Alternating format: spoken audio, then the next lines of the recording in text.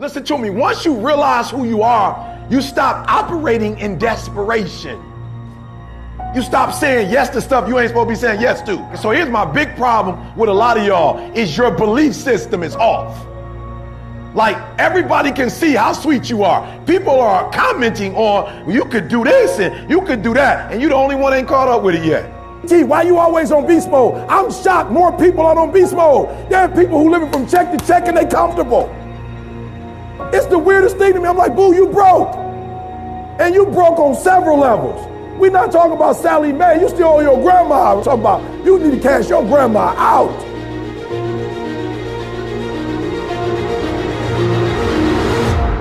Listen to me, unless you number one in your industry, you shouldn't be chilling. And if you number one in your industry, you got enough common sense to know you better not be chilling. Every single day of my life, I feel like giving 120. Every single day. Somebody said yesterday, E.T., you gave 120. What you gonna do tomorrow? I said, I don't know. Give 140. I don't know, but I don't have days where I don't feel like it. Why? Because I'm counting on me. My wife's counting on me. My son's counting on me. I don't have days to waste. There's nothing wrong with the opportunity. You're not giving 120. You're giving 70. You're giving 60. You're giving 50. And you want what these people who've given sweat, who's given blood, who's given tears, you want what they paid for, and it ain't free. You don't belong at the bottom, and it's time for you to get your butt from down there. It's time for you to stop being comfortable at the bottom. Get your butt up and get to where you're supposed to be. Get your butt up. You are a royal priesthood. Get where you belong. Do what you're supposed to do. Live like you're supposed to live. You got all the stuff. You got it all. But you will not outwork me because your height has nothing to do with my work ethic. Your face has nothing to do with my work ethic. Your two-parent background has nothing to do with my work ethic. You will not outwork me. On your jet, you will not outwork me. In your Bentley, you will not outwork me. You will not outwork me. Get up. Act like you playing basketball. Act like you playing football. Compete. That's what bothers me. Many of y'all are not competing. I need effort. Compete. Go to class. I just left for school telling these kids, act like you playing football. Go in that doggone classroom. Compete. Many of you have lost your competitive edge. Get your competitive edge back. I'm not against no other motivational speaker. I'm just competitive. Some of you are not successful because every single time you run up against a trial, every time you run up against a tribulation, you stop and you cut off beast mode. And what I'm here to tell you is, if you tell that thing, I'm here just like you here, and I promise you, I ain't leaving without the degree. I ain't leaving. I will not leave without that goal. I will not leave without that dream. I will not leave this opportunity until I get it.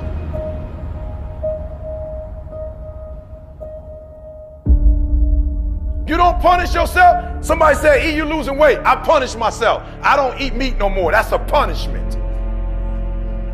Because I remember when I was eating meat, I didn't look like this. I had to give something up to go up. What do you give up? When you don't make the 203 a day, do you not watch TV? That's your problem. You getting to watch TV and not make money and still survive. You gotta hear what I'm saying. The reason why you broke is because you getting a reward and you ain't working. I'm not scared that some kid's gonna take my spot. If he does, he's gonna have to do it with sweat. He's gonna have to do it with tears. He's gonna have to do it with blood. He is going to have to get up at 2:30 in the morning. If he can get up every day at 2:30, he deserves to take my spot. Some people are taking your spot and they shouldn't take it, but because you're average, it's easy to take your spot. It's easy. It's easy to get to the place before you get there. It's easy to take that client before you get to him. It's easy. It's easy to beat you. Why? You average. Everybody wants to be a beast until it's time to do what beasts do. There's nothing that can stop me because my motives are pure. And the purer your motives are, that you guarantee yourself success. When you're doing stuff for yourself, you can't guarantee it's going to blow up. And no disrespect, but this is why I need you to get your motives have to be pure. This is why. Because what happens is for each motive, it's a different level of energy.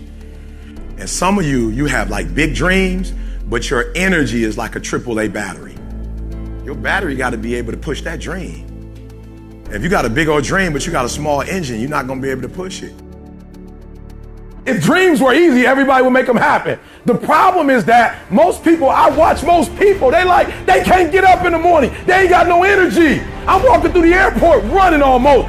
Most people that I'm with, they don't got the energy to keep up with me. I'm like, boo, ain't nothing wrong with you. You just ain't got the stamina. You just ain't got the energy. You can't smart everything. You can't outthink everything. Some stuff is just, you gotta be powerful. It's just some stuff that you gotta have stamina for. You just too slow. It just take you too long. You wake up, take you 3 weeks to do what it could take 24 hours to do. It don't make you a bad person, but you're gonna forever be average, because to be great, you got to keep up. Today might not be the day, but soon it will be my day, and I will recycle my pain. Say, what do you mean, E.T.? You recycled your pain. I turned homelessness into a book. I turned my father not being in my life to a book. I turned an estranged relationship with my mom into a book. I turned being homeless into a book. I turned being a high school dropout into a bestseller. And not only do they sell it in America, they sell it across the world. What will you do with your pain? Will you let it break you, or will you let it redefine you? My son, my daughter, they drive me. What drives you? And this is why I'm telling you. Because if a house drive you, you sweet, you gonna get one. Then what you gonna do when you finish? It's what she said. She blew this business up, and now she don't want to do it no more. You know how hard it is to blow a business up? You know how many people wish they could do what she doing? But yet she finished with it. Why? Because that thing was not strong enough to drive her. The Nobel Prize, that'd take me forever. I picked something that would drive me for the rest of my life. You doing it because somebody else told you to do it. You want to drive a Rolls Royce because everybody else drives it. You want to live in that house because everybody else living in that house. Like, you got affirmation problems. You're not doing it because you really want to do it. You're doing it because you want to be affirmed. Let me tell you something. That's a great place to start. But when you get to your root, it's a whole nother level. Take all your energy for the dream, because you're going to need it. And so if the second thing I can teach you is, for every dream you have, take at least a week or 30 days and write down every single thing that it's going to take to make it happen. And I want you to know something. After you write everything down, you still have not written everything down, because you don't know what's going to happen.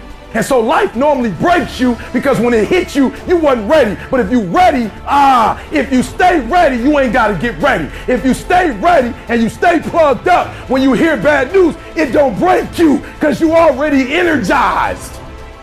You have to eat the dream. You have to sleep the dream. You have to dream the dream. You got to touch. You have to see it when nobody else sees it. You have to feel it when it's not tangible. You have to believe it when you cannot see it. You got to be possessed with the dream.